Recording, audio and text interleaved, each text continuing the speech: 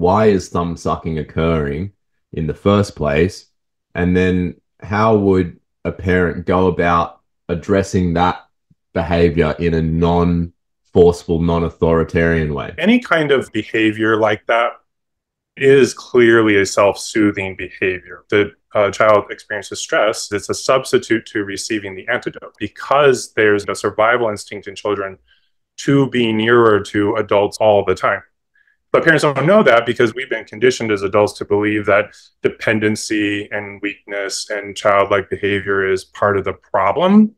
It is addressed by providing the antidote to that insecurity, which is the closeness of a parent. So physical touch, hugging, holding. But if you see your child sucking their thumb or fingers, you can know that that is an indication that they're emotionally stressed out and likely not receiving enough emotional availability from you. Welcome to the Life Rocks podcast. In this podcast, we explore how nature, science, education, and culture can benefit all children and future generations. This is a show for educators, parents, mentors, and anyone interested in making the lives of our children, families, and communities better. So sit back, take a breath, and enjoy the show. And now for your host, Asher Cloran.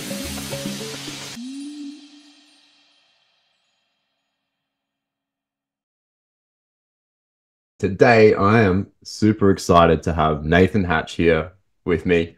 I've been following Nathan's work for a number of years, and he is deep into biology, holistic health, and through the lens of experience. Nathan has overcome cancer, depression, addiction, and after having been failed by the medical institutions to solve the issues he was facing, he turned on his own path on a quest for health and has discovered so many things. And these things ultimately led to his own healing. He now shares them with others. He's written a fantastic couple of books, one of them called F Portion Control and The Perfect Child. I'm sure you're going to be entertained and educated today. Thanks for being here, Nathan. How are you going? Yeah, my pleasure. Doing well. Thank you. Thanks for having me on. Yeah, it's totally okay to censor that first word in my book, but it is a good way to sort of advertise to people the irreverence that's in my book to begin with, so they don't make a purchase that they then later, kind of regret. Find having it right in the title is useful.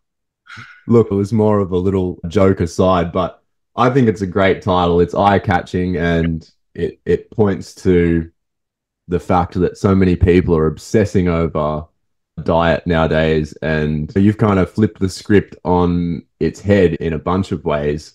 We might get into a bit of the nutritional side of things today, but I think also because of your depth of knowledge of biology and human development and how all of that forms us as we grow, your scope of knowledge on childhood and growing up and building our body through time is really where I'm going to stick to today, I think. You grew up in a bit of a traditional religious type of family, one brother and four sisters. There you go. So quite a large religious family, and had a lot of different experiences with your parents disciplining you in lots of challenging ways. You've managed to unpick a lot of that trauma, but today I think let's have a little dive into some of the places that parents can go wrong when raising children. And right off the bat, one of them would have to be how parents deal with disciplining their child and behavioral correction. Yeah. Because I think all parents will face that at some stage where, sure, their child's presenting behaviors that they don't like. Maybe the parents are getting triggered by it. What are the pathways that parents take, and which lead to positive outcomes and which lead to negative outcomes? Yeah. Well, so generally, and like what I talk about a lot in my book, is that a lot of discipline. I mentioned one good example for centering around things like finger sucking. But when I was growing up, I had a sister who sucked her fingers all the time. First two fingers, always in her mouth. She was adorable. She was really energetic and creative and fun and loud and bombastic. And she would like sing all the time.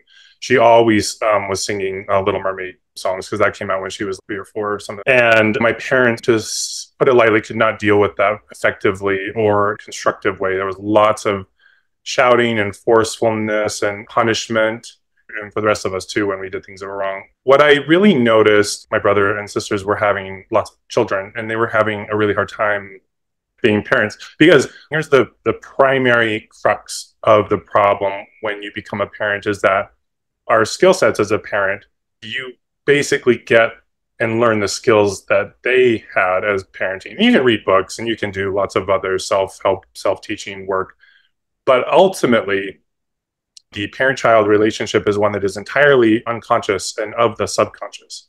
Most people think of parenting as, I'm going to teach my kids to do this. But in reality, what children see when they are parented is your unconscious attitudes about everything in life. Really simple example. Let's say you're afraid of other people. And that's a very common adult. What a child sees when they are being parented by you is how you react to things that you're afraid of. So if you stay at home all the time and you avoid having friendships, and you react to other people being around or having to do things with anxiety, then kids see that and they go, oh, that's something I need to be concerned about. Like in terms of our evolutionary history as a human animal, before we had any technology, we lived in, tribes, groups of people outside all the time.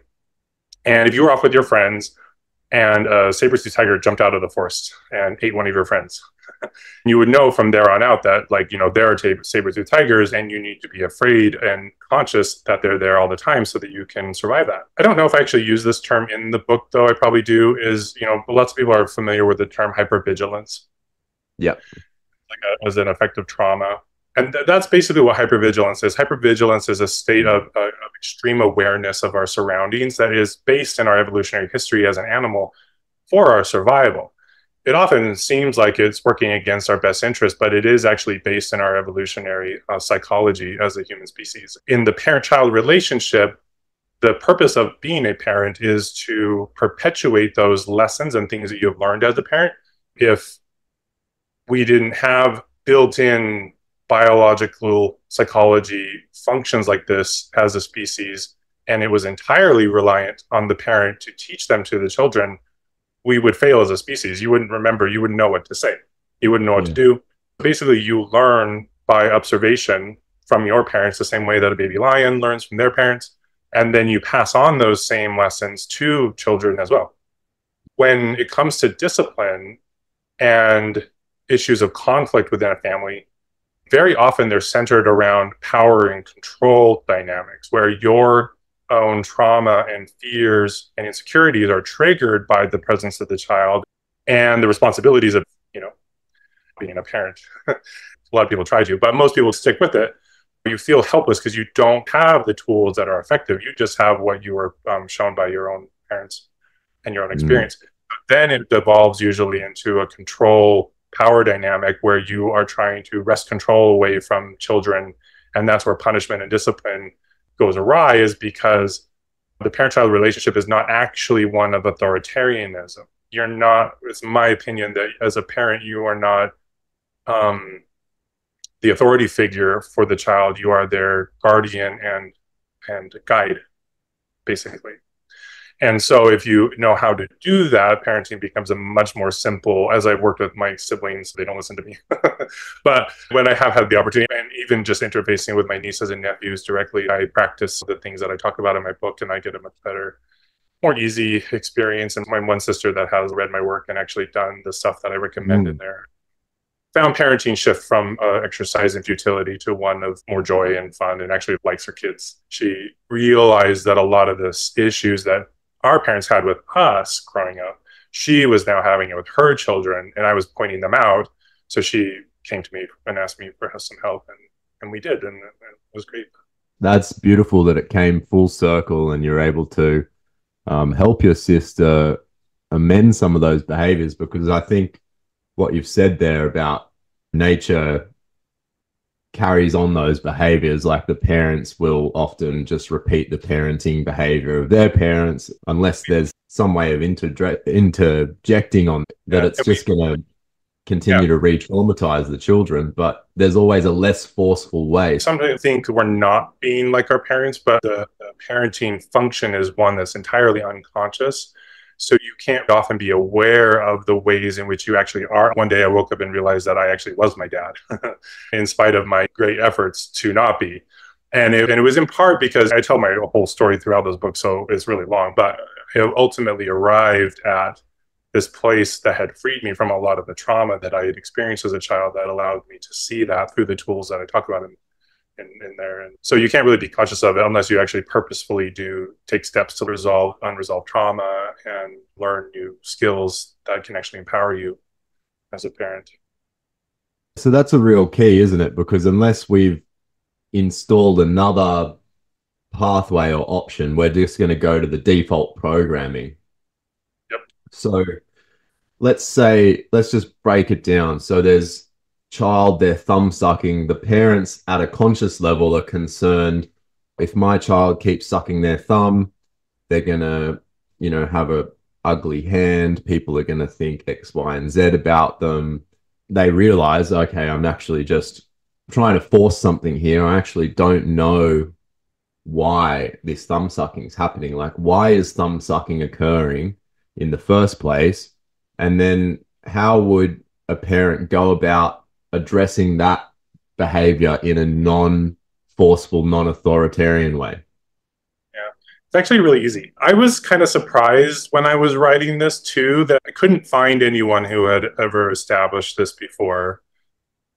And because to me, it's very plain, it makes a lot of sense that finger sucking, any kind of behavior like that, blankie sucking, other self-soothing behaviors that we adopt as children or even as adults, is clearly a self-soothing behavior. The person is under stress, and so they are doing something to try to assuage and address that stress. When I was writing my book, I realized that the reason that children suck their fingers or thumbs is because of the fear response in relation to the proximity of adults. As a baby human animal living in the wild in our tribes that we used to have before technology, when there's saber-toothed tigers around, distance from an adult or parent is dangerous, whereas actually a close proximity to an adult is safer. So children that are constantly held by their parents are the safest children. Have you ever heard, or do you know that there literally used to be in the fossil record, there are eagles, predatory birds that are so big that they actually preyed on humans. They found skulls of human children that were predated on by a giant species of these eagles. And just like any other primate, we get picked off, especially if you're little, by, giant. And so proximity to an adult is literally safer than away. And that's why children, when they don't see you or they don't know where you're there, they're left a long time, they start to cry. But crying also isn't always effective, and they're crying because they're stressed out, because there's an instinct, a survival instinct in children to be nearer to adults and bigger humans all the time. When that instinct is triggered, the child experiences stress.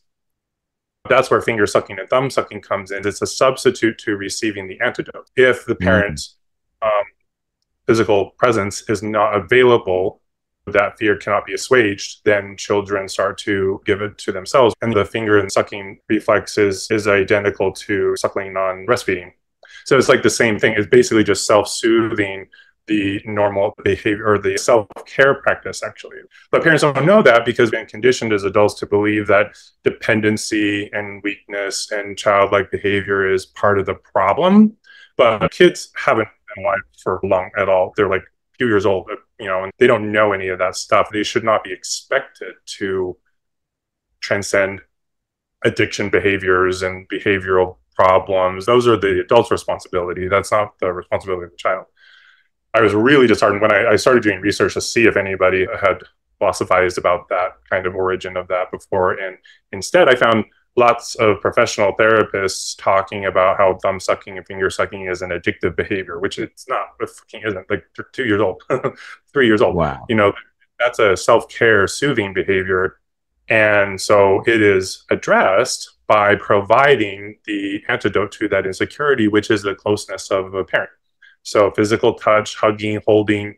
You don't recognize when we are emotionally withdrawing from our children, because that is in itself a defensive coping behavior that originates from trauma. So we don't recognize that we're doing that. But if you see your child sucking their thumb or fingers, you can know that that is an indication that they're emotionally stressed out and likely not receiving enough emotional availability from you.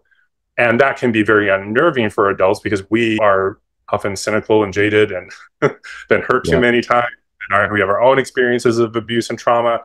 And so love and closeness and connection, and even eye contact, is one of the most powerful ways to connect with your children. It doesn't even require touch, but sometimes we can't even do that because of our own experience, that how vulnerable that makes us feel. If you can remember to have compassion for yourself for those feelings, and then give your child more hugs and kisses and closeness and eye contact, then their finger sucking and thumb sucking will just disappear. I had somebody message me a while ago. He forgot where it was in my book, and he asked me to reiterate what it was, that because his daughter was doing it.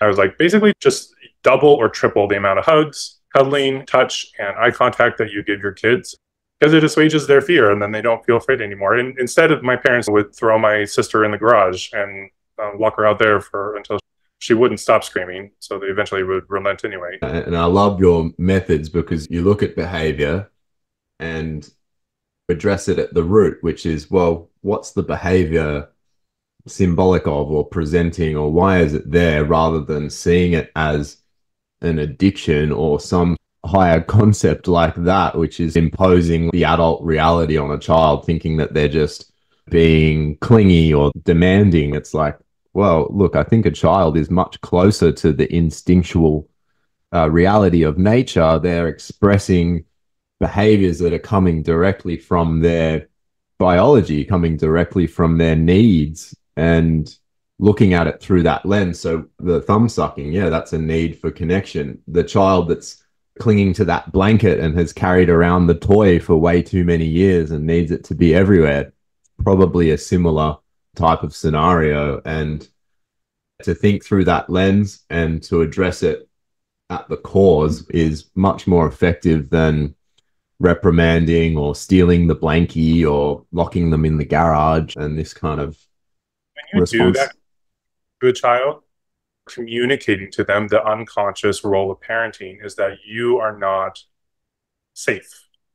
Like you yourself, parent, is part of the danger that is out there. You don't have their best interests in mind. As parents, we don't know any of this, right? Like, this isn't information that's readily out there, let alone instinctual. But our instinctive coping mechanisms also get triggered by these situations. So then that's what you rely on and fall back on, unless you learn new, more effective skills. Part of it too is even thinking that any of these things are a problem. At the root of it too is that vulnerability often makes us really insecure when we see it in others. When other people express a dependency, like they need you, irritates us. And that's even more so in children, because children are a mirror of who you are as a person, and they often exhibit the same sort of peculiarities that you have in character traits. And so they trigger basically your memories of being that vulnerable child. And when we see a child being emotional, having issues like thumb sucking, that reminds us of our vulnerability. And then when we're trying to wrest power over them, we are literally trying to do that to our own vulnerability and the child that we were, remembering how painful it was for us when we were in that position.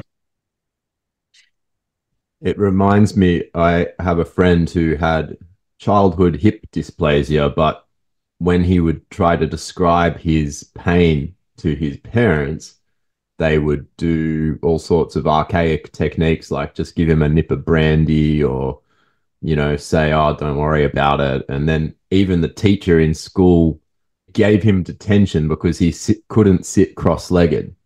So rather than the teacher going, oh, maybe this child can't sit cross-legged because of some biomechanical issue, they said, oh, they're just being rebellious and let's give them a detention. And that's the sort of thing that we're talking about here, is just complete adult oversight, complete ignorance of the things that children are facing, and not trying to look at them through this contrived lens. With some of the behaviors at the, say, focal point nowadays, things like autism, ADD, even eye contact, or the ability to communicate effectively with adults. These are some of the concerns of modern parents. There's a lot of confusion on what is the source of these things. Are they something that can be treated, or are they something that's inherent? What is the options here for parents? Can you talk to some of these topics and give us the lowdown? Well, so I'm actually autistic. Obviously, I was undiagnosed when I was a child because it wasn't really much known about back then. But I am scored pretty high on the diagnostic list. Yep. And it explained a lot of the problems. And so I'm this like really tall boy standing on the side of the field watching all the other boys play touch football. I wanted to play so badly, but I had no idea how to play. I'd never been taught how to play, even though my dad was big into sports, but he didn't really like football. He was into basketball and other stuff. I played baseball when I was a kid, but my confidence had already been shot by this point. I didn't know I had any of these social disabilities and stuff like that. The boys saw me standing there and they just invited me to come play. They just like, come on, come play. I was like, what, me? Really? And I went on. And I mean, obviously I didn't do any of that. I was stone cold poker face hiding my emotions because I was just terrified that anyone would ever find out that I'm the way that I am. When I start playing, and I'm just like, you sure? I'm like, I don't know how to play, but it's going to be fun to run. No one's going to throw me the ball because I have no idea how to play. But guess what? First time out there, I'm like, of course they're going to throw me the ball. I'm like the tallest boy on the field, and they threw me the ball. I caught it, but then I had no idea what. And so I just been watching, and I thought, oh, sorry. And I'm also saying football. There's American football, not soccer. So I seen them run the ball down the field, so I did that, and I was running. But then three guys got real close to me, and I didn't know what to do. And so I lobbed the ball to another player. And, like, you can't do that. You have to, like, either reach the end or get tagged. Because it was... Yeah. And when I did that, every boy on the field stopped and just stared at me. And they were like, oh, you can't do that. I think it was a combination of my tumultuous upbringing and being autistic. I did not understand that what I had done wasn't really a big deal. Like I could have just, oh, I don't really know how to play, guys. And they would have taught me. And if I had stayed on the field, I would have made a lot of friends that day. And my entire childhood. Instead, I had this insane panic attack and I just bolted out of there. Oh, wow. Yeah. And no one ever asked me to play again, right? Because I just like, what? That's so weird. Like, why would you react that way? But I reacted that way because I had no idea. Like, I had no idea how to make friends. I had no idea how to talk to people. I had no idea like how to, do kind of like the normal things that normal people did. And because we moved around so much, my home life was so volatile. I had no point of reference for hardly anything that was going on in my childhood. It was literally just my parents and us. And that was it. And I had friends once in a while at school, but I would see them only at school. I discovered the cause of autism, which I talked about in my nutrition book, which is Streptomyces bacteria. It's long been established that people with autism have a biotin deficiency and have excess of things like ammonia. In order for our body to detoxify ammonia, we need, the whole pathway that does it, but the primary nutrient that is deficient in this problem is biotin. Some people that have heard about those studies that showed that biotin was useful for treating symptoms of autism give their children and biotin supplement, and it does relieve a lot of symptoms. But it doesn't make sense that the cause would be just dietary because there's biotin in lots of foods. There has to be some kind of more permanent factor like bacteria or something like that. And it turns out there's a variety of Streptomyces. There's a antibiotic in egg whites and produced by microbes called avidin that binds to biotin and causes biotin deficiency. And then that disrupts your ability to detoxify ammonia. And then ammonia builds up in the body. Ammonia is highly toxic to the nervous system. One of the reasons it's so toxic is that it interferes with pathways for water in cells. And you have to detoxify it all the time. That's one of the primary purposes of urine is to get rid of ammonia out of the body. But we also detoxify into glutamine, and glutamine is the most abundant amino acid in the human body, and it's a major energy source, including along with carbohydrate. So when you have autism, you not only don't detoxify ammonia properly, which interferes with your neurological development, but also deprives you of this important energy source that we use ammonia to make. And so then you get low energy levels and things don't work very well. The degree of this dysfunction is your degree of autism spectrum condition. And anyway, so like it's basically a lot of it is diet based. And everybody in any kind of alternative health mindset suspects and knows and believes that our industrial food production systems are terrible. They're a problem for a lot of the things that we experience.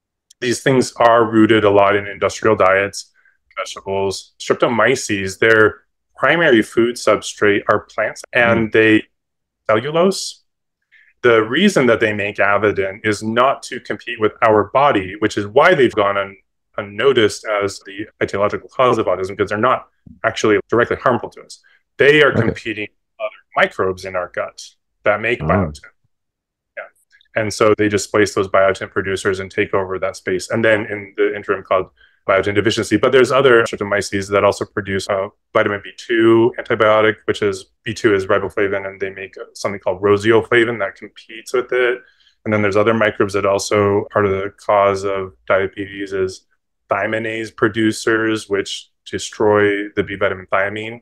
And that impairs your ability to metabolize carbohydrate. So then you get diabetes. It's crazy. But children are naturally very adaptive. These microbes, none of these microbes are new. They've been on the world stage for millions of years. Our evolution has occurred in their presence. Children are evolutionarily designed to better resist colonization by opportunistic microbes. That's actually one of the reasons for childhood is the opportunity to grow a body of size and resources before you risk the different biological state that is adulthood with sex hormones. Children are actually naturally highly resistant to this stuff. Streptomyces used to be a primary source of antibiotics. A lot of it has to do with over antibiotic excess use, but also like there's lots of industrial chemicals that'll wipe out your gut microbiome that you get exposed to as a kid. I think the kind of steps that occur for autism are a parent whose microbiome is already, or both parents whose microbiomes are already compromised, so you don't inherit full microbiological spectrum when you're born. Then on top of that, you have the same dietary habits as your parents, which don't necessarily support the gut microbiome very well. And you get exposed to factors like toxic agrochemicals, pesticides, or antibiotics that wipe out your microbiome. And then that's when Streptomyces invade. And actually, because Streptomyces, all humans will eventually get them in your life. And that's part of what the etiological cause of aging is. Aging is when we start to accumulate more and more opportunistic microbes that are using our body as a place to live because it's full of nutrition. So like microbes want to be living in there. And our body is normally very talented in avoiding that, but there's lots of systems to control that. A lot of our industrial kind of contemporary food systems fail to empower those systems that protect us. And so then when you get autism or childhood diabetes or cystic fibrosis, which I also have, you get those as children because you have early ingress of these microbes that are normally associated with aging. So then you get basically these conditions are like conditions of very premature aging. I started going gray when I was 21. Kids with more severe cystic fibrosis will get gray hair at 7 years old. Aging is a process related directly to these conditions where they're all caused by these specific types of microbes that do specific things like cause a biotin deficiency or cause a thiamine deficiency or destroy your pancreas. And so biotin is B1, isn't it, for the audience out there? No, wait, B7. Folate is B9. Thiamine is B1. Oh, thiamine is B1. Okay, so biotin is different there. So, and in the diet, is it so much that our diet, modern diet, has left us deficient of B1, or is it that the modern diet's feeding these colonies of bacteria that essentially take our B1? Yeah, that latter. Yeah. Because thiamine is made from precursors, which I can't remember the name of at the moment, that those microbes want. So they destroy the thiamine to break it down into its more elemental parts that they then use. And they Okay. can thiamine producers. And most all of our B vitamins come from the gut microbiome, including B12. A lot of people don't realize that. A lot of people say that B12 you need meat. And I just want a disclaimer, I'm not a vegetarian at all, but it's largely known that meat is the primary source of B12, which it is in our diet. But B12 always, even in animals, it always originates from microbes. And Yeah. there is even B12 production in our gut. And and even like really bad diets generally will have enough nutrients to get away with, like if you're lucky to just not be colonized. But as soon as you hit 25 to 30, you become much more available to these microbes that then start to colonize the body and gut. And they work together too, just like our commensal microbes cooperate to survive inside of us. Pathogens do as well, and that's why they're really difficult to eradicate. This is fascinating information. And for people out there, there's a pretty strong, I'd say, thoughts and ideas, and that some people would say that there's so many behavioral origins of autism. Some people would say it's just who you are and we need to accept it. There's no changing it. That, essentially it's almost offensive to some people to think that people talk about reversing autism. And that's almost like a very strong internet cultural meme. Oh, a lot of people, especially those people, don't really understand what autism is. The way that I am autistic, I'm not curing me. I'm not getting rid of my personality. My autism probably has a lot to do with my work and ability to do this. It did make me that stereotypically, a bit smarter and able to do this. There's a pathway in our body called the kynurenine pathway that makes niacin. And if that pathway doesn't work because of things like nutritional deficiencies and microbial intervention, it results in a neurostimulant called quinolinic acid that stimulates your brain. And it's because as an evolutionary animal, you encounter nutritional stress, you need to become better at creative problem solving so that you can find new solutions to your problem. So it's actually part of our biological pathway that this occurs. And so my body's response to the conditions that cause autism is exactly how the body is supposed to respond to ingress by those microbes. And curing autism isn't about changing who you are as a person. It's about getting rid of all of those stomach aches and insomnia and depression that come with all of that because of the excess ammonia and the way the pathogens cause. I had debilitating stomach aches like every single day of my life. And once I realized the folly of all of that mindset, I cured my stomach aches, and I've had like 5 stomach aches in the last 9-10 years. It was awful.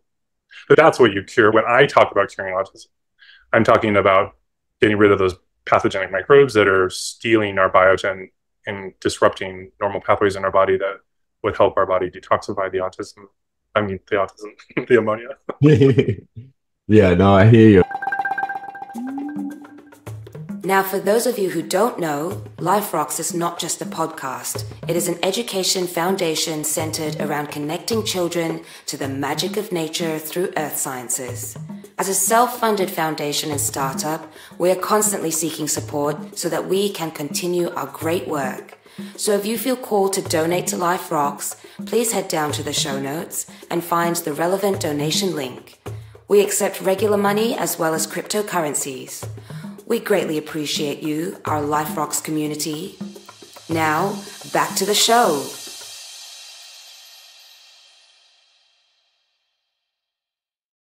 The vaccine part, because that's also another, you're asking about all the different ideas that are out there. The thing about the vaccines is that both sides are correct, which people that are pro-vaccine don't want to hear that. And people that are anti-vaccine don't want to hear that either.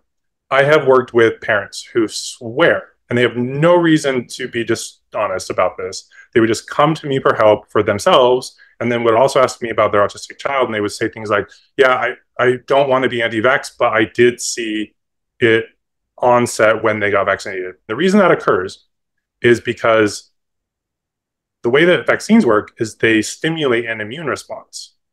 And if you have an already compromised microbiome due to the aforementioned factors that I talked about, the immune response that a vaccine triggers, which is the entire point of a vaccine and why it confers immunity to whatever you're being vaccinated against, that can wipe out your microbiome. And so some people can see a correlation with the onset of autism with vaccines, but it has nothing to do with the vaccine. It has everything to do with your microbiome and your immune response to that, which is how it's supposed to work. So, and people have tracked things like aluminium as having potential risk with autism, oxalic acid crystals in the kidneys, and then that was a big one because I recently added information on oxalates into my book because I found out that, guess what, oxalates actually they're not only not bad for us, they're actually required by the diet and microbiome. But problems with oxalate toxicity are actually a function of vitamin D deficiency because our body uses vitamin D to synthesize citric acid from carbohydrate. So if you don't get sun or you diet a lot, you'll get kidney stones. They're made of oxalate, but guess what? Our body actually makes oxalate. It doesn't just come from the diet. Our body actually makes oxalate from glycine derivative, oxaloacetate, and vitamin C. Our body makes oxalate from those. And the reason is because oxalate is actually a natural defense mechanism against parasitism in our body. Because parasites and a lot of other microbes need calcium to colonize our body, and the mucosal layers secrete oxalate to oxalic acid to bind calcium to prevent parasites from colonizing our body. But if you are deficient in vitamin D, dietary oxalate can cause toxicity, so you have to be first in vitamin D. Okay, and then that's obviously then just a ripple-on effect of the autistic person has these other deficiencies, which is leading to the buildup of the oxalates. Yeah, actually, because, I mean, we could do an entire stream on oxalate and autism, but it's not true. Oxalates are more harmful for people that have digestive problems like those with autism, those of us with autism. But it is not inherently a cause at all. In fact, a lot of our beneficial microbes metabolize oxalate. That's why we need it in our diet. Bifidobacterium and some lactobacillus actually metabolize oxalate into acetic acid, which is one of our primary short-chain fatty acids that we need. Actually a health food for our microbiome. Yes, I've benefited immensely from that supplement that you've recommended there with making sodium acetate. For anyone interested, Google sodium acetate Nathan Hatch to find out a bit more about that. It's really, really great. I was vaccinated at the age of 4 with the measles, mumps, rubella vaccine. And within an hour or so, my body was covered in a rash. My mum told me that I was then crying nonstop for the next 2 weeks and had full body eczema appear. And whenever I've worked with kinesiologists, who people can say what they want about kinesiology, but they always said, "What happened to you at 4?" And I'd say, well, mum said that this happened. Yeah, so I think I had a very definite adverse reaction to a vaccine, and it does happen out there. What could you say to adverse reactions, and is it something related to these bacteria, the microbiome, maybe the adjuvants in the vaccines? What do you think? Because of a lot of people's efforts to reform the pharmaceutical industry, vaccines for children are better manufactured nowadays. Like they have mercury taken out of a lot of them, but all the COVID vaccines have mercury in them still. That can cause problems. Also, the actual immune reaction that it stimulates can be a problem if your immune system isn't functioning correctly. It's interesting, a lot of the symptoms that you mentioned are actually very specific to allergies. And I discuss allergies in my book too, which is a problem. So when our immune system is activated, whenever you get any foreign matter into your body, it doesn't even have to be alive, pollen, dust, all amino acids, proteins, and peptides have immediate and active biological effects in our tissues. Protein are like the elevator buttons in an elevator. They always are active, and if you push one, they do something. Whenever you get foreign matter into the body, which almost always includes protein, pollen, for instance, is just plant sperm, so it's like pure protein. It does stuff, and so the body has to neutralize it quickly to avoid disruption to important biological pathways in the body. The immune system is in charge of that. The way that it does it is through oxidase enzymes, among other things, where it produces reactive oxygen species to oxidize and neutralize that foreign matter. And that's what happens when you have an immune response. response. And so if you get vaccinated too, that occurs. And that's why you have side effects from vaccines or any effect from vaccine. It always induces lethargy. You can tell that you got vaccinated because it literally induces an immune response. And that oxidative stress, if you are deficient in vitamin E or have any other kind of nutritional issues, then that oxidative stress can go out of control. And basically like you were having kind of like an anaphylactic reaction. And that's what happens in people that have that from anything else, peanuts and whatnot. The oxidative chain reaction that occurs from oxidative reactions like that can continue in perpetuity. Theoretically, you could oxidize everything in your body from just one reactive oxygen reaction. But our body controls for that, and one of the primary things that it uses for that is vitamin E. Vitamin E is one of the most common casualties of industrial diets. They usually put in a mechanism that overstimulates the immune reaction on purpose to try to make more immunity to whatever they're vaccinating you with. And that in combination with, like, for instance, vitamin E deficiency would have been the cause of your reaction. Okay. Yeah, definitely. And then, childhood eczema and asthma is a very big thing for a lot of children and very confusing for many parents out there. What sort of strategies would you think of when a child's presenting with a lot of asthma and eczema? Do they go to Ventolin? Do they use the steroid cream? Like, what are the options out here for children with eczema and asthma? So asthma is like the only thing that I don't know anything about. I never had it and I've never dealt with it. And so I literally don't know anything about it. Eczema, though, is just a localized immune reaction in your skin. And you can so when you treat any medical condition with a steroidal product, you're literally just using steroids, right? Like it's usually like a cortisol based. Yeah, cortisone. And what all that cortisol does is, cortisol has a lot of functions in the body. It regulates electrolytes. It also releases sugar and fats from storage so that you can fuel those. When you go to the emergency room and they inject you with corticosteroids, it's functioning to help you by forcing the catabolization of tissues to release amino acids and sugars that provides more nutrition for your cells to better accomplish fighting whatever you're dealing with. And topical cream is the same way.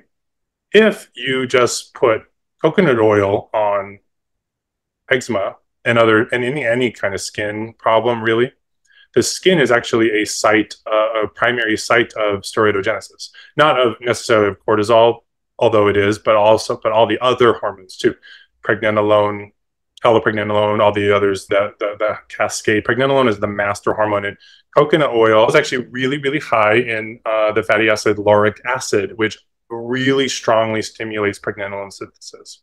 So you can actually use coconut oil topically or swallowing it, using it in cooking, and it actually will promote more hormone production in your body. And the first one that it does is pregnenolone. And since most of the other hormones, including cortisol, are all derived from pregnenolone, adrenaline and those ones aren't, but most of the others are. That literally, like, you're doing the same thing, but it's just with food. And because it actually produces steroids itself, when you put coconut oil on your skin, it actually fuels pregnenolone and steroid production in your skin, and that actually helps to fight any kind of skin condition or healing cuts and bruises. And it's also slightly antiseptic. I tell a story in my book of my ex having appendicitis, and he had to go back in after the surgery because his wound got infected, and then they had to leave it open, full open surgery. Okay. And it wasn't healing. And at the time, and this happened right when I started my research and was part of the impetus for all of this. And I was like, I just learned all this stuff about coconut oil. Like, would you let me try? And so I stuffed his wound full of coconut oil and manuka honey, and it finally started healing. Before that, it was producing gross yellow pus. It really wasn't healing at all. And it healed all the way up. It's really good stuff. Yeah. Autoimmunity is not what people think it is. Eczema is described as an autoimmune condition. There's no condition where your body is attacking itself. That doesn't happen. There are, however, microbes that live in every niche in our body And they can even, and a lot of parasites, viruses, and even fungi live inside of human cells. So whenever you have like an autoimmune condition, it's not really autoimmune. It is the presence of either viral agents, bacterial agents, parasites, fungi. It's your immune system. It's that oxidative reaction that is unrestrained because of a deficiency of vitamin E and other antioxidants. And so the oxidative reaction goes further and is uncontrolled and starts to destroy the surrounding tissue, and it's not contained. So if you also increase your vitamin E intake, and also a lot of people don't know this, a lot of people who are health conscious like soak their nuts and things like that. And if you do that, that can increase the vitamin E content of those foods up to like 600%. So they become, and you don't have to do it that long either. I only soak mine for like overnight. It probably will like increase the vitamin E content by like 50%.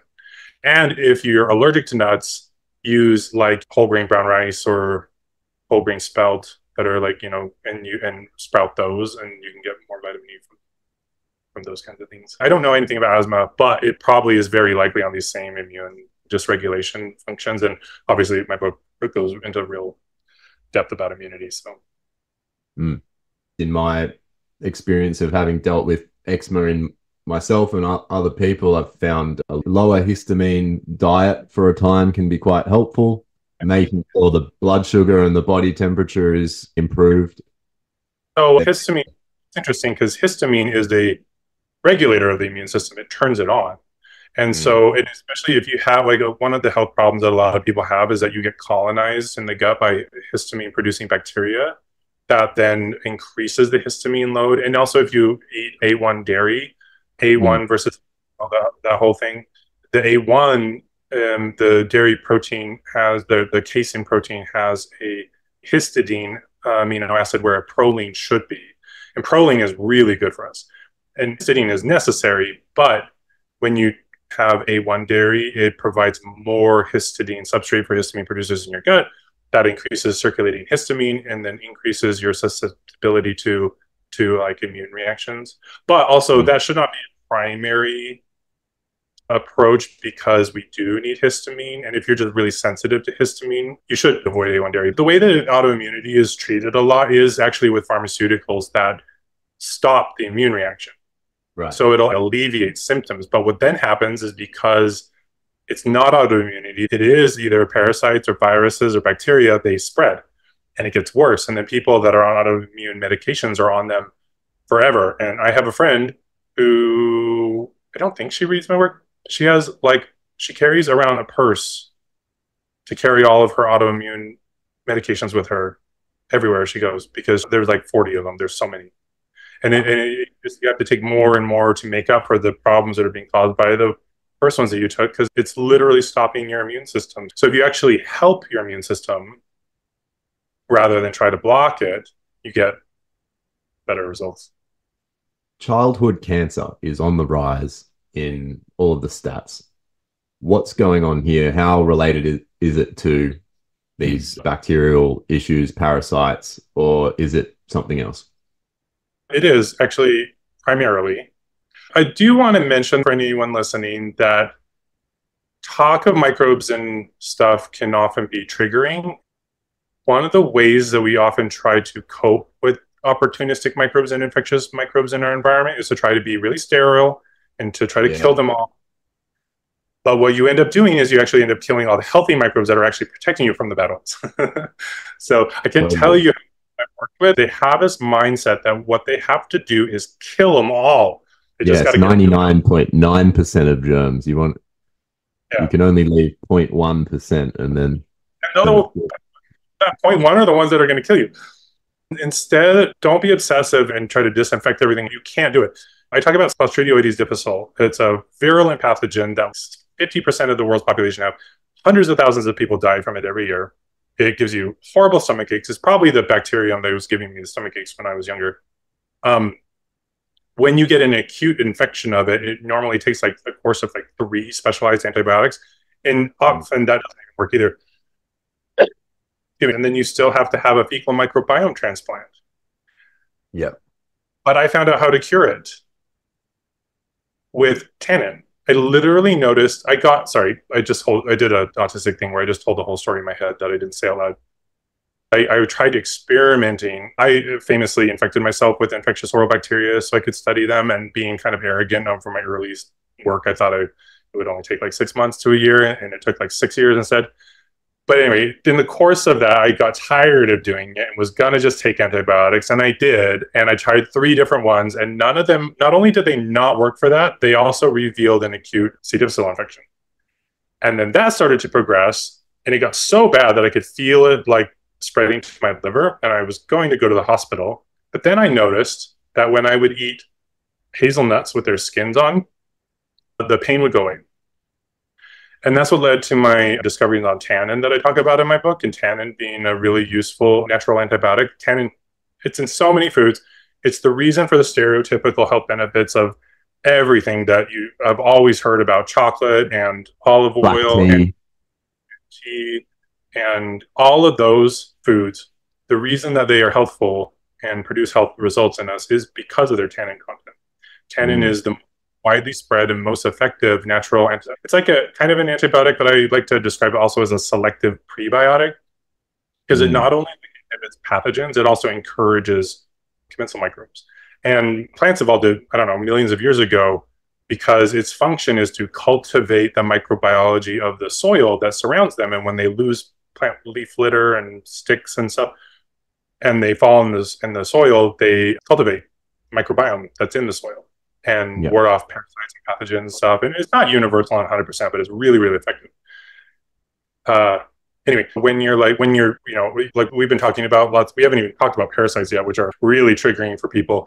But the thing is, you don't ever want to overcorrect that. Don't let your fear make you make worse decisions and then you'll just end up killing your own microbiome. So childhood cancer. Yes. So I've found the cure for cancer, and I know a lot of people roll their eyes at that, but I have, and it's really exciting, it's really neat, it's also really easy. So what I found, cancer is fundamentally, have you ever heard the Warburg effect? Sure. Yes.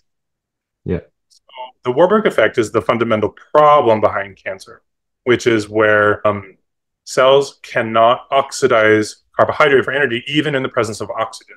And it's been a problem in oncology for like 100 years. A lot of people have extrapolated that out to sugar feeds cancer. Yes, which is problematic because it's also true, but it's also not true in the way that they think it is. And this is where my work, there's so much nuance in biology. Nuance. Yeah. And if you really don't understand every single aspect of it, you can just go down entirely incorrect directions. Sugar feeds cancer because all cells in the body run on sugar. Yes. Even if we're in ketosis, our body's breaking fat down to turn it into glycerol, which is a sugar. Do you know what alcohol is?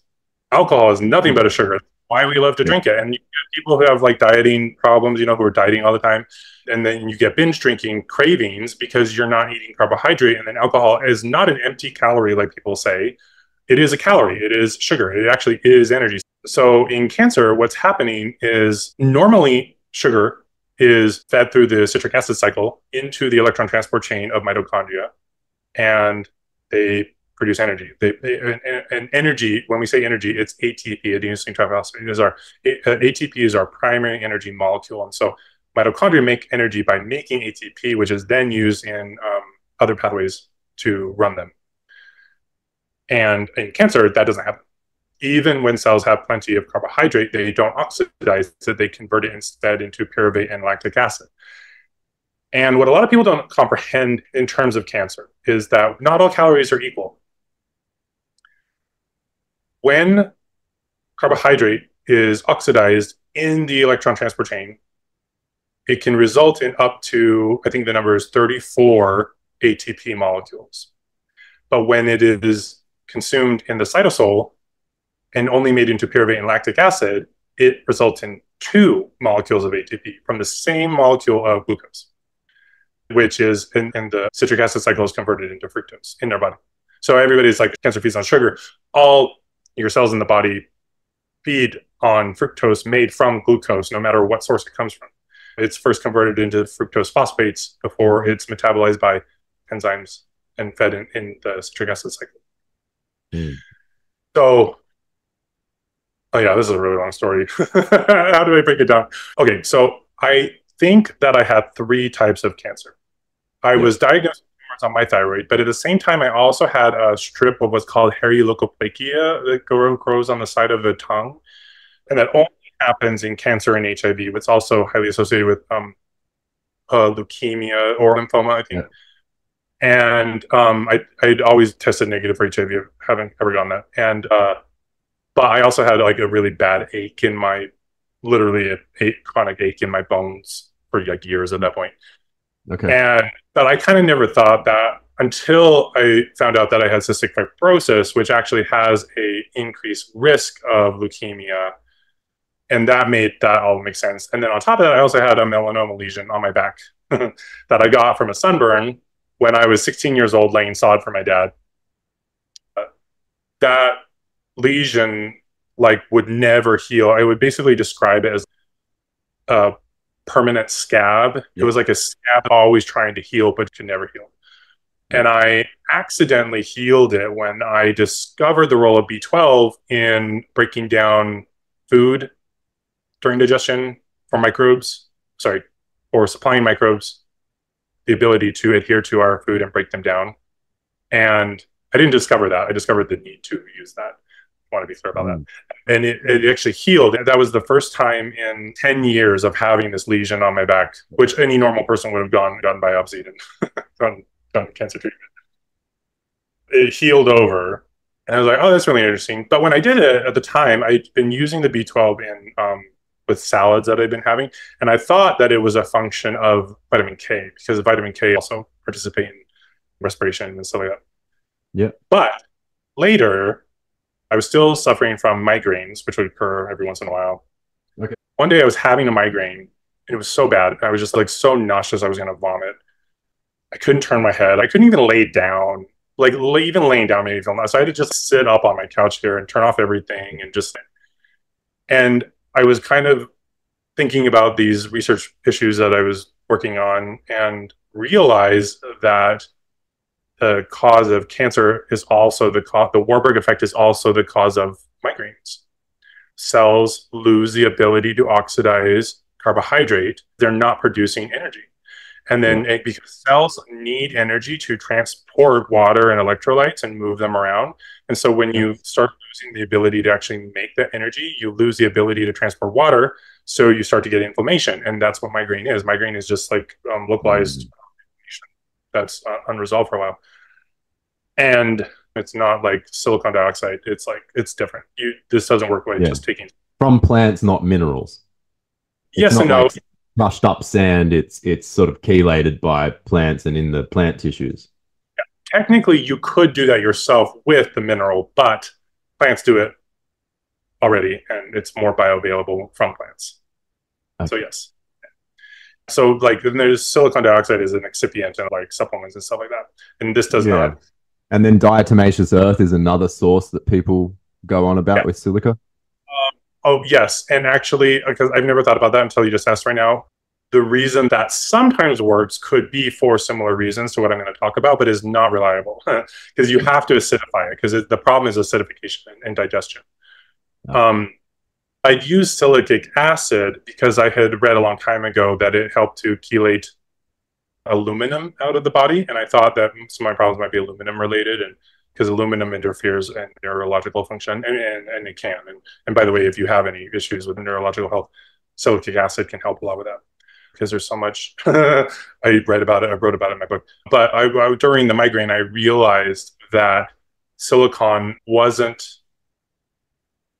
the silic acid didn't help because it chelated aluminum. It helped because silicon is a semiconductor. That's the reason why we use silicon in the manufacture of computer chips. A semiconductor means that when atoms absorb energy, they can then release it. And most molecules just release it in any direction, but semiconductors release their electrons in a specific direction. So in a computer chip, silicon can be used to direct electrons, and that's how a computer works. That's also how like electrical insulation works too, and also why like your silicone like oven mitt prevents you from getting burned, because silicon is really, really insulative. And I realized that cancer is caused by loss of silicon from mitochondria, because I'd also just read a study that showed that mitochondria concentrate silicon. And the author of that study too said that in passing, just one sentence. I was like, wait a minute, mitochondria concentrate a semiconductor, and they just happen to hold the site of the electron transport chain. So I was like, this is what causes cancer. Like, cancer is caused by mitochondria losing their silicon, and that allows electrons to leak out of the mitochondria, because then that causes the electron transport chain to fail. Not only for that to fail, but the leaking electrons then prematurely reduce the oxygen that is intended for the terminal end of the electron transport chain. And I knew it right away when this popped into my head, but then I experimented with it for a few more months. But anyway, so the problem of cancer, but radiation cancer is a little bit different, because radiation, the reason it's so dangerous is because it adds so much energy to material all at once. So cells will absorb all these electrons and then just release them. And so it mimics the same function. But the same cancer, like there's cancerous tumors on dinosaur fossils. Cancer has been around as long as life has. And it's because it's a disruption of the respiratory pathway. But because it is caused by mitochondrial loss of silicon, just taking silicon does not reverse this, because silicon has to be acidified in order to be absorbed into the body. If it's not, it spontaneously polymerizes into complex molecules, and then it can't be absorbed. We normally get plenty, and this is also a reason why this has never been explored in oncological research, is because there's silicon in literally everything that we eat, even in meat, cartilage tissue, and other connective tissues and ligaments. And it's the most abundant mineral on the planet, isn't it? Yeah. So it's literally in everything, but you can't absorb it unless it is properly digested in your body. Yes. And not only digested by the stomach, but also by the commensal microbes that live in our intestinal system, because they produce the short chain fatty acids that react to those kinds of nutrients and then allow the uptake of acidified silicon into the body to be used in the mitochondria. Okay. So cancer is on a rise because of industrial diets and exposure to agrochemicals that kill off the microbiome, that then rob us of the ability to properly break down and digest food, to absorb like silicon, acidified silicon that we need for proper mitochondrial function. And when I discovered this, I was looking for more supporting evidence, because people are going to scream at me if I don't have more evidence. And I found a study that showed that they used acetylated silicon to clean up oil spills, because it's spontaneously adsorbed to the oil. Wow. And guess what mitochondria are made out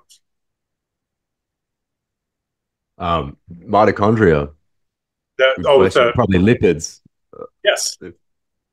So there's two lipid membranes that surround the mitochondria. So I suspect that the acetylated silicon probably is located in between the double membrane. Probably.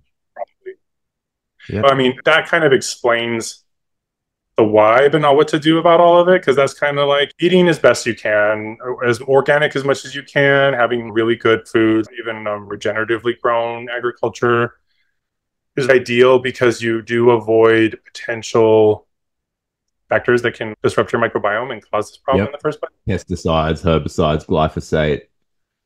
We do need antibiotics. If you do come down with something that needs antibiotics, like, you just have to take them. But the thing a lot of people don't realize about commensal microbes is that also too, you don't really need, not only do you not really need to buy and take probiotics, they don't work. Like, I tried for like the first 2 or 3 years of my research, I tried so many probiotics, and I found one that was kind of useful at one point, but then it wasn't useful again later. And what I found out and realized was that we get commensal microbes the same way that you catch the flu or herpes or anything else that's nasty. Like, intimacy with other human beings is actually the best probiotic. because you, especially if they're healthy, because that's why we do fecal microbiome transplants. You know, literally, this is a medical procedure where you take someone else's poop and put it in you, and it's because like other human beings, but just being in other people's vicinity. Like I also really even realized too, there was a period during my recovery where I actually made really rapid progress. And I realized it was because my neighbor's cat was always visiting me, and cats have a very, very specific, like, because they only eat meat. So their probiotic, like, have you ever heard those studies that show that, like, if you have a pet, you live like so many more years longer than normal? Yeah. It's not because they make us happy, it's because of their microbiome. Okay. And just cats lick their fur, and then if you pet the cat, you pick up like the probiotic microbes that cats have that allow them to have an entirely meat-based diet and not die from it. You know, like all organisms, what they are in great part because of their microbiome. You can pick up microbes anywhere in the environment just from being around people, and you just accumulate them normally. And the main factor that determines whether or not they actually take a precedence in your body is your diet, but also not in the way that most people think, because most people do really harsh limiting diets, and instead it's more very specific factors like whether or not your diet has tannins and vitamin K, and if you get sunshine, because our body even feeds. I also discovered the B12 in our body is made, in our gut is made from a very specific archaea called Tharmaciota. I mean, that's not one, it's like a family of archaea, but they're the most abundant B12 producers on the planet. There's a few bacterial producers of B12, but the Tharmaciota are everywhere, including on our body. And they have been found in nature to have vitamin D in their effluents. Very clearly are vitamin D dependent. And it's long been known that our microbiome benefits when we are vitamin D replete, but no one has known how. And I think that's through the Tharmaciota. And so even getting sunshine, that's one of the biggest factors. If you are chronically sun deprived, vitamin D is very complicated, so there can be lots of factors other than just getting sunshine that block it. But essentially, if you're not vitamin D replete, you can take as many probiotics as you want. It won't do you any good. So that's kind of like sunshine, diet, environment, being outside all the time, avoiding those toxic chemicals. That's how you kind of avoid cancer. And then treating it is a matter of resolving. Oh, sorry. So I won't get into all this because I've been rambling for so long. But the problem with acidifying silicon in the gut during digestion is primarily ammonia producers. But aside from resolving very specifically your microbiome and the ammonia producers, the way that I confirmed this was when I had that migraine, and I realized that acidified silicon was the thing that was deficit in the reason I was having the migraine. I went over to my kitchen and I got out. I had silicon. It was like bamboo sourced. Bamboo silica. Yeah. I mixed it with pure lemon juice and a little added powdered citric acid. Okay. Took that. And then though, I also ate more fruit and sugar afterward, because the problem in cancer is that it's not just that the silicon is absent. It's that the mitochondria have not been producing energy. So they don't have energy to move the sodium and potassium and calcium out of cells that's required to resolve the inflammation. Okay. So you have to continue eating sugar and carbohydrate after you do that to restart the electron transport chain. And immediately, about 30 to 45 minutes later, I was fine, back working at my computer as if I had never had a migraine. And usually it takes a full day to recover, and it took 45 minutes. And I felt like I had not even had a migraine. And so that's what then confirmed it for me that I had found the solution for the Warburg effect. Like if you have kids, especially if you've got a kid with cancer, first thing you do, and actually too, like I have a lot of instructions for free too on my website about cancer recovery. And because of Ray Pete, the biologist whose work mine is based on, was a big advocate of aspirin, that's what I used to cure my cancer in the first time before I found the cure for cancer. And part of the reason that it works is because aspirin helps to keep mitochondria acidified in opposition to the effect of the toxic ammonia. And so if you have cancer, or if your kid has cancer, first thing you do is, for kids, they should always be at low dose, and you can give them low dose aspirin, mixing plant sourced silicon and mix it into something that's high in dietary acid, like lemon juice, make a really strong lemonade. Or a white wine vinegar. Yeah, but kids don't really vinegar though, Okay, so that yeah. well, that's the thing, actually, because that's the thing. Vinegar is acetic acid, and that is what's made in our gut from our microbiome. So also it's in like a little bit of pectin powder.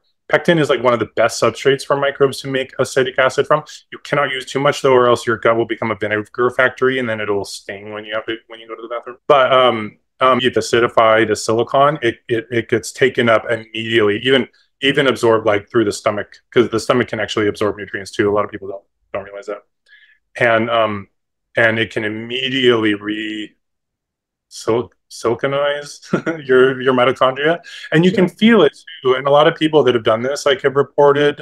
You seem very healthy. You probably haven't tried it. I've been trying the bamboo silica and I Oh, definitely feel it pick my energy up straight yeah, away. I also really realize the need to remain well fed because otherwise it can drop my blood sugar. yep, yep. And you feel energized because it literally your cells are making more energy. Yeah, and then that's the fundamental problem. It's kind of crazy how easy it was, how simple a thing this is too. It's not some exotic pharmaceutical cure, because it makes a lot more sense too that this would be the cure for cancer, because most people on the planet don't have cancer, right? Mm. It's not like anyone is running around doing anything special to keep themselves free of cancer. Our body just does it naturally until it doesn't. And so it's not going to be something exotic and nebulous and weird and odd. It's going to be something that's innate to our existence as a human animal. And turns out it's just digestion of silicon and ammonia producers. So, yeah. Wow. What a journey. What a great explanation there. And I think the Warburg effect being so misconstrued, people misunderstanding sugar leads to more extremism, people doing fasting, people avoiding all sugar because they think that it's evil or bad. And that's just totally not the case. It's just like our body's inefficiency for dealing with the sugars. And then that's, related to all of these other cofactors that come down to a simple thing once you sort of understand the makeup of it and you've made it really clear and fascinating in your book. And also, yeah, there's going to be a lot of people out there that benefit from this if they've got the migraines. And I know there's a lot of people out there suffering from migraines and they've tried everything, but try this. I was working with a woman that's 54, and we wiped out her migraine. She was getting migraines like 3 or 4 times a week, and the kind Mm. that where I didn't ever have this, but you get like they call it an aura, and she now only gets them occasionally. She has a cycle or eats gluten. But I don't believe in avoiding gluten. I talk about in my book, it's common wheat that's bad. The common wheat gluten is tougher, and like I eat Yeah. spelt. I make myself cookie. I have a pile of oatmeal raisin cookies sitting over on the table over here, made with spelt flour. I Right. eat that, and but went from weekly multiple migraines to like once a month, and that wouldn't even happen if she actually like avoided all those things. And and as she makes more progress, they'll completely disappear. But it's so easy. She was having the same response too. Like doing the acidified silicon was wiping, was when she had them, would eliminate them within about half an hour to 40 minutes instead of like suffering for 24 hours. It's insane. Yeah, my dad, he suffers from the visual migraine, so I'll definitely be pointing him towards this. Hey, Nathan, I feel like I've only just scratched the tip of the iceberg here today with you, but it's been really awesome to have you here and break down some of these things for childhood. And maybe we can have you back at some point to talk about maybe things like vegetarianism and veganism in children and religiousness in families and even outdoor learning and the benefits of being more outdoors and how do we structure that, how do we think about those things. But I think we've soaked up a lot of your time here today. Very, very grateful. Thanks for coming Yeah, along. yeah, glad to be here. Yeah, I'll come on anytime. I'm back. Got lots to talk. My book is 500 pages long. There's a lot of information. Yeah, tell people where they can find you, your work, your blog, and your books. Oh yeah. So my primary website is the F word, portion control, but you can also get there by natehatch.com, NATEHATCH. And I'm on Instagram at Nate Hatch, except it's spelled NAYTE. HATCH, because the normal way was taken. When I have a YouTube channel that I do live streams to occasionally. Is there anything, any closing words you'd like to leave for the parents and the teachers out there? You know, as I've observed my siblings and other parents struggle with being parents, I've just realized that the primary underlying problem with being a parent is just being kind to yourself. Like, you shouldn't be good at parenting. You've never done it before. You also learned from people who probably were not very good at parenting. And it's okay that you're not good at it. You're not supposed to be. That's the thing people don't get. Parenting is supposed to be a communal function. You can learn new and better skills from your experience or from tools like book offers. And just to be kind to yourself. You're trying your best. Yeah, everybody's trying their best. Thanks, Nathan.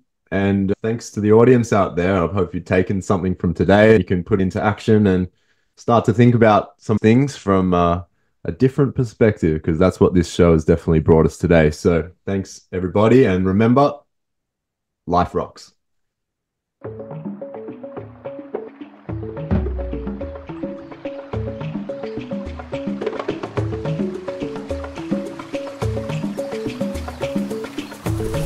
Thank you so much for listening to the Life Rocks podcast. If you enjoyed the show, then leave us a review. We'll be back soon with more inspiring content, and in the meantime, remember, life rocks.